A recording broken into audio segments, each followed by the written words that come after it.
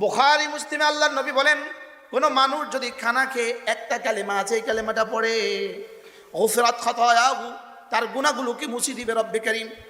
Wine কাসুরাত, গুনাহ যত বেশি হোক না কেন। আমার জীবনে আমার কামিয়াবির চাবি, আমার সফলতার চাবি, আমার দুনিয়ার চাবি, আমার আখিরাতের চাবি, আল্লাহর কসম এটা আমার রিজিকের চাবি, এটা আমার রিজিকের গোডাউনের চাবি, এটা আমার সুস্থতার গোডাউনের চাবি, এটা আমার সুখের দুয়ারের চাবি। এই মুহূর্তে আপনাকে আমি একটা বাক্য শোনাবো, একটা বাক্য, যে বাক্যটা একবার পড়লে বুখারী মুসলিম রাসূল বলেন আল্লাহ তাআলা তাকে 30টা হাসানাত। আব্দুল্লাহ ইবনে মুবারক রাহিমাহুল্লাহ তাআলা তিনি একবার দোয়া করছিলেন তার সাথীদেরকে নিয়ে, আল্লাহুম্মা জাআলনি মিন কিল্লাহ, আল্লাহ আমাকে অল্পদের মধ্যে আমাকে শুমার করে দেন। সাথীরা বললেন, হযরত এটা কি দোয়া করলেন?